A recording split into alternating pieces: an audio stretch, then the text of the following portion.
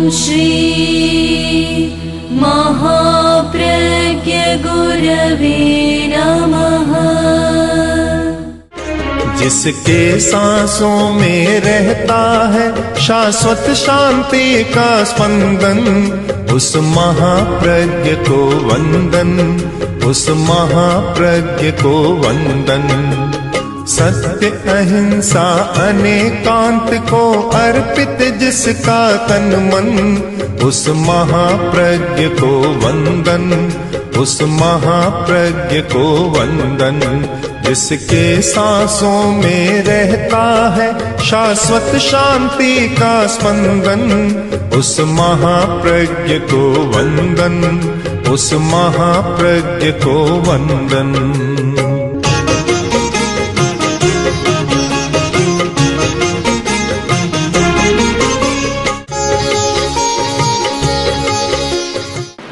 प्रत्येक व्यक्ति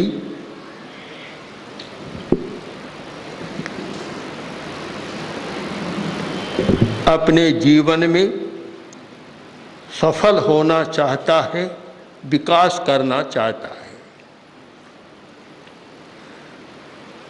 और वह चाह कभी पूरी होती है, कभी अधूरी रह जाती है। उस व्यक्ति की चाह पूरी होती है जो शक्तिशाली होता है। कमजोर व्यक्ति की चाह प्रायः पूरी नहीं होती। शक्ति संपन्न व्यक्ति मनोकामना करता है और वह उसको पूरा भी कर लेता है।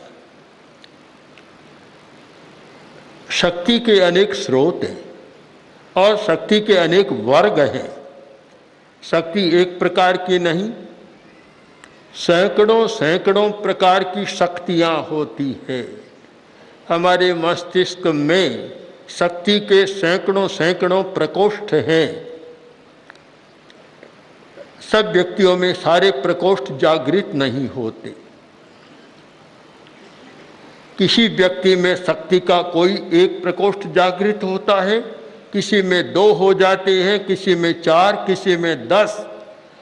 पूरे प्रकोष्ठ तो सक्रिय शायद बहुत कठिन बात है। हम जिसे कहते हैं अनंत शक्ति संपन्न, शायद उसके शरीर के सारे प्रकोष्ठ, मस्तिष्क के सारे प्रकोष्ठ जाग जाते हैं, पर हर आदमी के नहीं होते। आचार्य भिक्षु ने तेरा पंथ की नींव में 2 तत्वों को स्थान दिया था, सहिष्णुता और विनम्रता। सहन करने की शक्ति हमारी बढ़े और विनय की शक्ति बढ़े। पहला है सहिष्णुता की शक्ति, सहन करने की शक्ति। इस पर विवेचन किया, बहुत लिखा और प्रशिक्षण दिया। अपने शिष्यों को बहुत प्रशिक्षण दिया। सहन करने की शक्ति। हम अतीत को देखें तो पता चलेगा कि सहन करने की शक्ति को किस प्रकार आधार माना गया। मुनि के लिए 22 परिसहों का विधान किया गया। परिसह का मतलब सहन करने की शक्ति।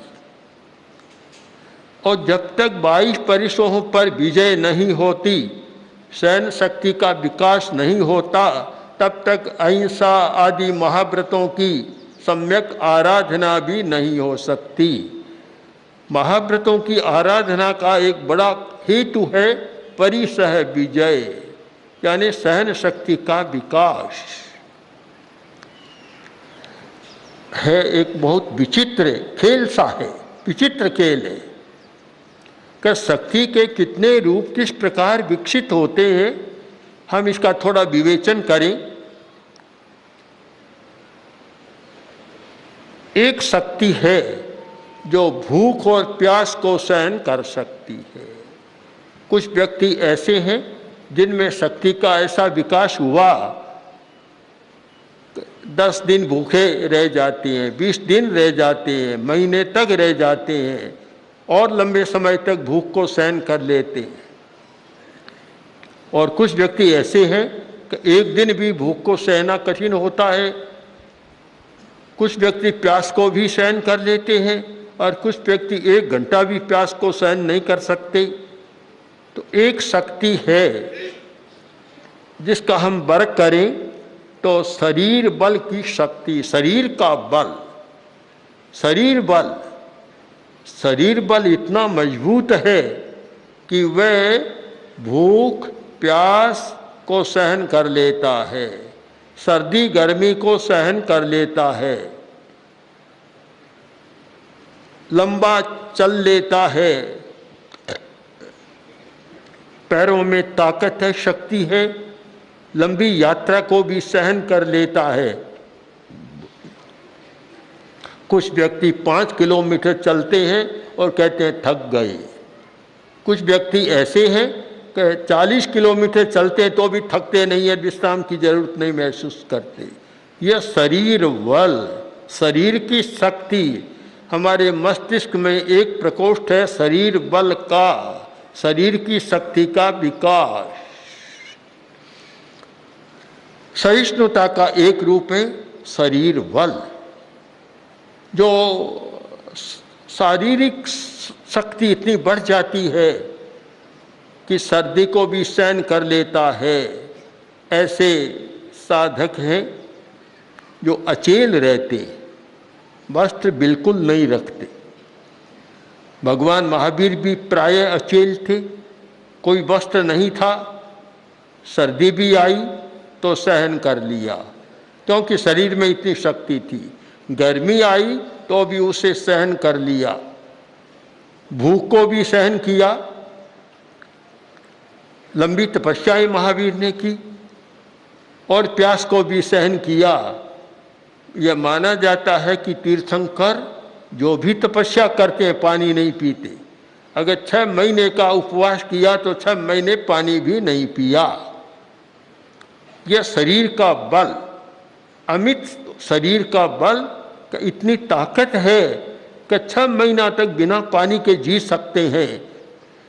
शायद चिकित्सा शास्त्र इसको स्वीकार नहीं करता कि कोई व्यक्ति 6 मास तक बिना पानी पिए रह जाए और 6 महीने तक बिना खाए रह जाए।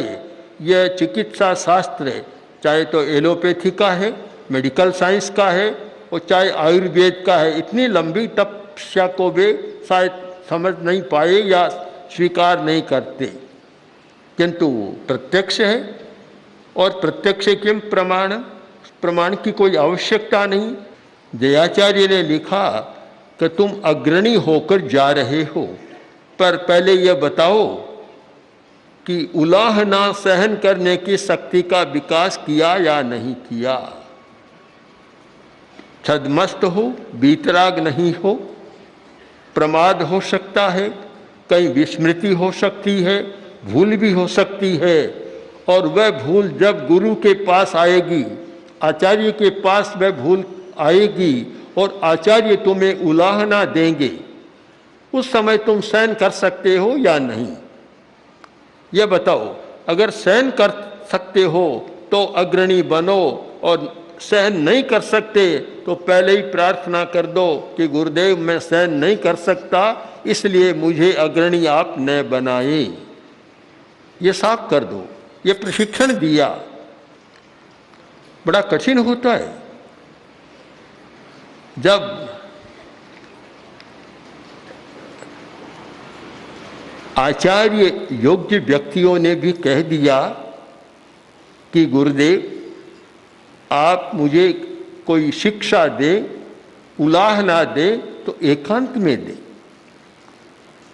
सबके बीच में नहीं दे। तो तब भारमल जी स्वामी ने मुनि खेत जी को बुलाया और कहा देखो ये रायचंद क्या कह रहा है। ये कहता है कि मुझे आप एकांत में उलाहना दें, सबके सामने न दें। सबके सामने उलाहना को सहन करने की अपनी शक्ति होती है। जिस व्यक्ति में सबके सामने दिए जाने वाले उलाहना को सहने की शक्ति नहीं होती, तब फिर यह स्थिति बनती है। तब आचार्य भारमल जी ने कहा कि एकांत में क्यों कहीं, भूल तो तुम्हारी चौड़ी हुई है, उलाहना तुम एकांत में दे, छिपे छिपे दे, ये क्यों, हम तो जनता के सामने देंगे। तब ऋषिराय बोले कि जैसी आपकी मर्जी हो वैसा करना। हम दूसरी घटना लें कि व्याख्यान दे रहे हैं और व्याख्यान में कोई बात इधर उधर की आ गई, तो वहां बैठे बैठे ही कहा कि क्या गप्पा मार रहा है। किसको कहा?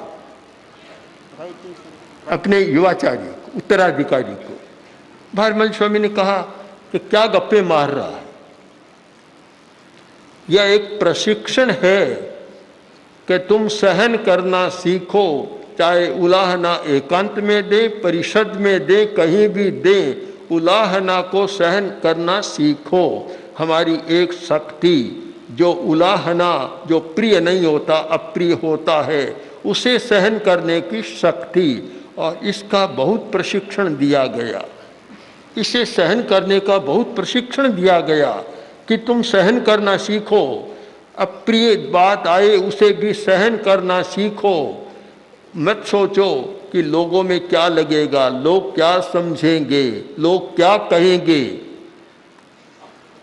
अगर इन प्रश्नों में उलझे रहे तो तुम्हारा विकास अवरुद्ध हो जाएगा, तुम आगे नहीं बढ़ सकोगे, आगे नहीं बढ़ सकोगे। इसीलिए एक बात कही गई कि आगे कौन बढ़ता है। जयाचार्य ने निर्देश दिया कि जो चोट खमना जाने उसे आगे बढ़ाओ, कमजोर आदमी को आगे मत बढ़ाओ। सम्मान किसका करो, किस साधु को आगे बढ़ाओ, किस साध्वी को आगे बढ़ाओ, किसको बढ़ाओ? कि जो चोट खमना जानता है, यानी चोट को सहन करना जानता है, उसे आगे बढ़ाओ। अगर कमजोर व्यक्ति को आगे बढ़ा दिया तो और खतरा पैदा हो जाएगा। अयोग्य को आगे मत बढ़ाओ। अयोग्य वही होता है जो सहन करना जानता है। योग्यता की एक कसौटी हो गई सहन करने की शक्ति का विकास। जो सहन करना जानता है वह योग्य है, और जो सहन करना नहीं जानता वह योग्य नहीं है।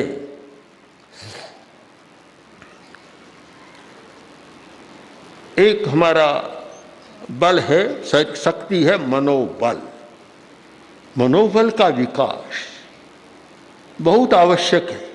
मनोबल का विकास, जिस व्यक्ति में मनोबल का विकास नहीं होता, थोड़ी सी परिस्थिति, थोड़ी कोई घटना हो जाती है, आकाश और पाताल को एक कर देता। थोड़ा सा दर्द हुआ और पूरी रात स्वयं की नींद हराम और घर वालों की सबकी नींद हराम, इतना चिल्लाने लग जाता है। और कुछ व्यक्ति ऐसे होते हैं भयंकर पीड़ा में भी उफ तक नहीं करते, किसको पता ही नहीं लगता कोई पीड़ा है। कारण इसमें दोनों शक्तियां काम करती है, हमारा शरीर बल और हमारा मनोबल, दोनों काम करते हैं। जिसका मनोबल कमजोर है,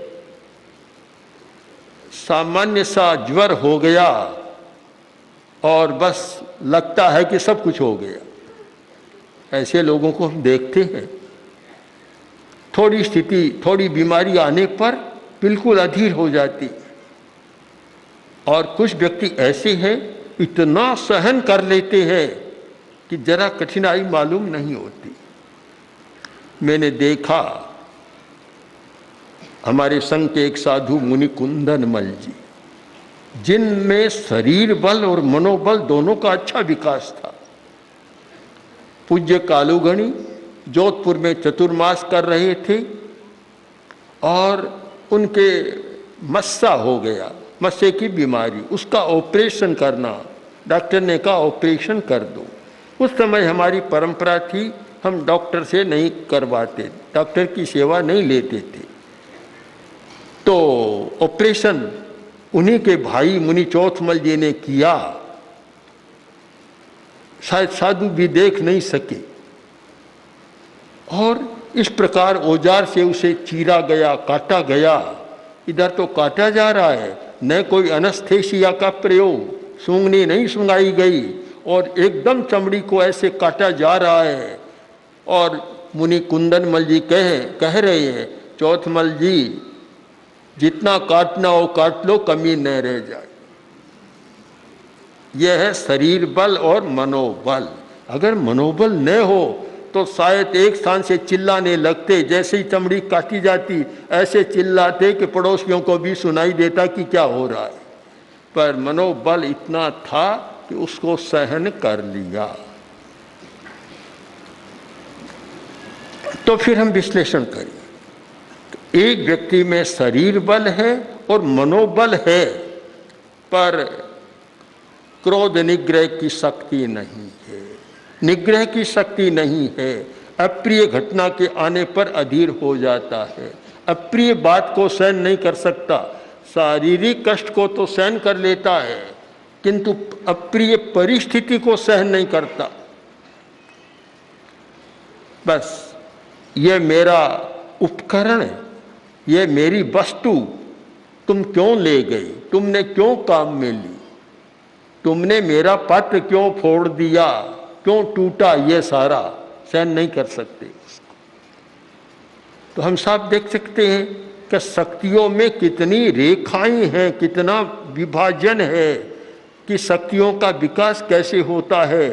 इतना सहन करने वाला, रोग को सहन करने वाला, किंतु अप्रिय बात को सहन नहीं कर सकता, तत्काल उत्तेजना में चला जाता है।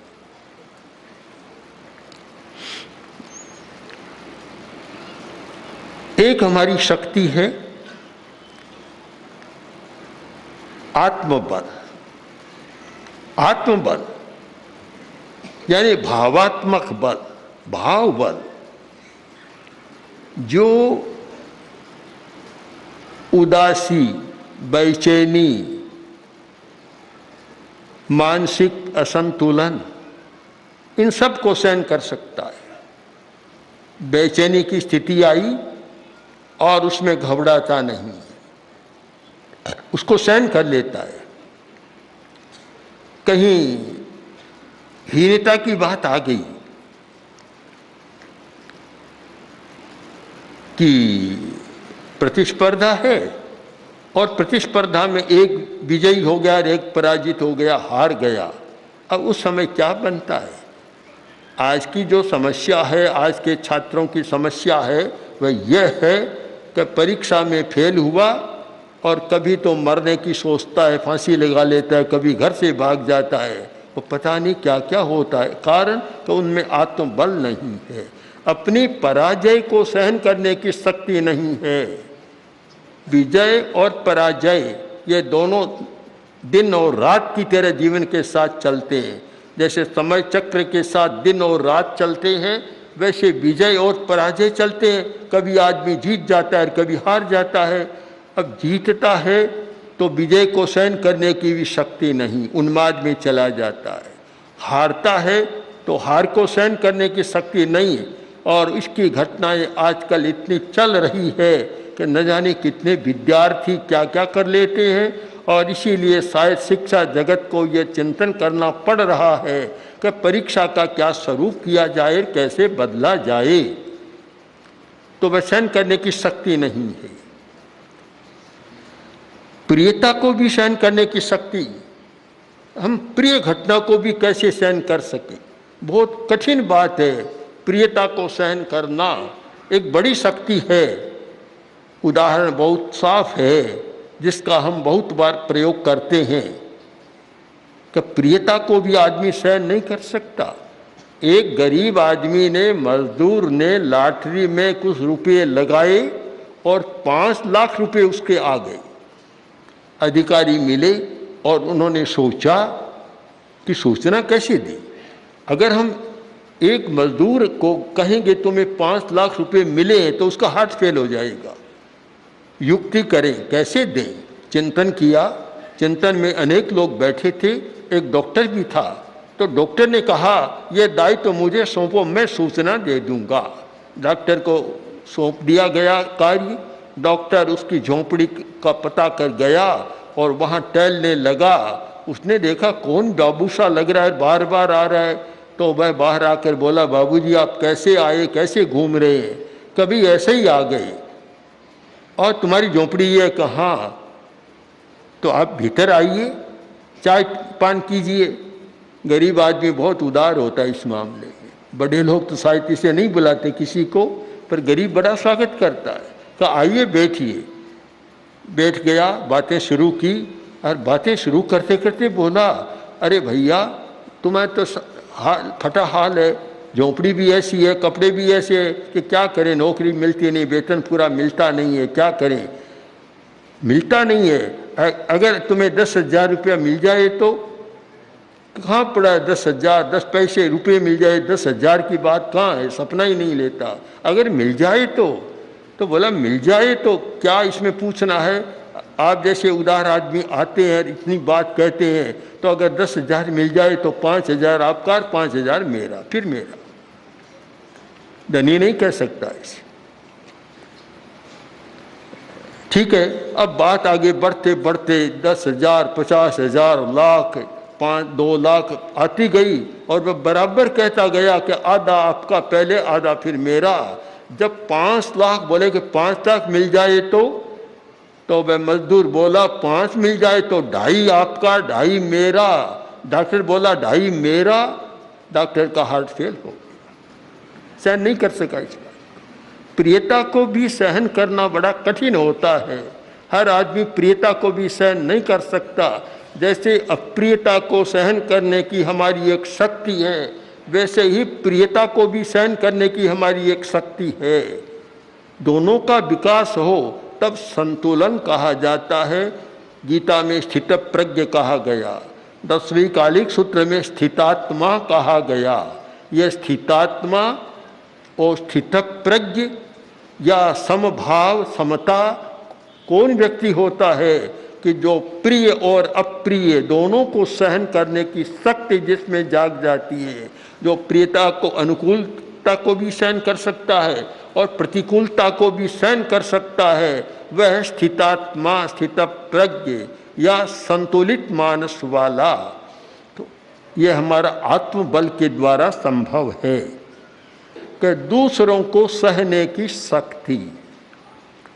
दूसरे का विकास देखा और स्वयं बीमार हो गया। दूसरे के गुणों को सहन नहीं कर सकता, दूसरों की समृद्धि को सहन नहीं कर सकता, दूसरों के वैभव को सहन नहीं कर सकता और दूसरे की विशेषता को सहन नहीं कर सकता।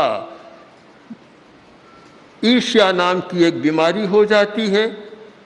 और जिस व्यक्ति में दूसरों को सहन करने की शक्ति है, वह शक्ति एक महान शक्ति होती है। उस शक्ति का नाम ही प्रमोद भावना। प्रमोद भावना वह शक्ति है जो दूसरों की विशेषता को भी सहन कर सकता है। एक गांव का आदमी, बहुत संपन्न आदमी, मित्र मिलने आया और देखा, 1 वर्ष के बाद आया होगा, देखा और पूछा रे क्या हो गया, तुम्हारा शरीर तो बड़ा हट्टा कट्ठा था, अब लगता है सूख कर कांटा हो गया, क्या हो गया ये? कि भाई मत पूछो, पूछो मत, क्या हुआ, क्या बताऊं? कि बताओ तो सही, बात क्या है? क्या बताऊं? इस गांव में सबसे बड़ा मकान मेरा था, 3 मंजिला भवन मेरा था इस गांव में। पता नहीं सामने कोई भाग फूटा कहाँ से आ गया और उसने आकर ये 5 मंजिला मकान बना लिया। उस दिन से कांटा होने लग गया।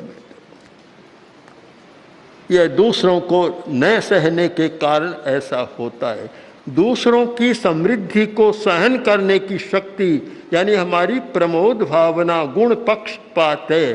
गुणों के प्रति हमारा पक्षपात, गुणानुराग बहुत कठिन काम है। दूसरों को सहन करने की शक्ति। एक आदमी बैठा है, दूसरा कोई आ गया, उसको भी सहन नहीं कर सकते कि ये बीच में क्यों आया, मैं ये काम कर रहा था, ये बीच में क्यों आकर धमाका कर गया, मैं अच्छा बोलता हूँ, ये वक्ता बीच में क्यों आ गया, मैं अच्छा प्रयोग कराता हूँ प्रेक्षा ध्यान का, ये बीच में दूसरा क्यों आ गया। मैं अच्छा गाना गाता हूँ, ये कहाँ से आ गई अच्छा गाना गाने वाली। दूसरों को सहन नहीं कर सकते, बड़ी कठिनाई है। सारे पारिवारिक झंझट क्यों होते हैं कि दूसरों को सहन नहीं कर सकते। घर में एक अच्छी आई है, उसको भी सहन नहीं कर सकते कि हमारे बीच में क्यों आ गया और क्यों आ गई। हमारी एक बड़ी शक्ति है प्रमोद भावना की शक्ति, गुणानुराग की शक्ति, गुण पक्षपात की शक्ति का हमारा किसी व्यक्ति के प्रति पक्षपात नहीं, केवल गुणों के प्रति पक्षपात हमारा है, यह गुणानुराग की शक्ति। तो शक्ति के कितने वर्ग बनते हैं। एक ग्रंथ है ध्यान विचार, बहुत पुराना जैन आचार्यों का ग्रंथ है ध्यान विचार। उसमें ध्यान की शक्ति के हजारों प्रकार बतलाए, लगभग 4000 कितने प्रकार बतलाए। तो अगर हम शक्ति के सारे प्रकार बतलाएं, वर्गीकरण करें, प्रकार बतलाएं, तो हमारी शक्ति के प्रकार भी अनंत असंख्य हो जाएंगे, जिन्हें गिना नहीं जा सकता। पर कम से कम हमारे जीवन के व्यवहार में जिनकी अपेक्षा है उतनी शक्तियों का 10, 20, 50 शक्तियों का विकास करें तो हम शक्तिशाली बन सकते हैं।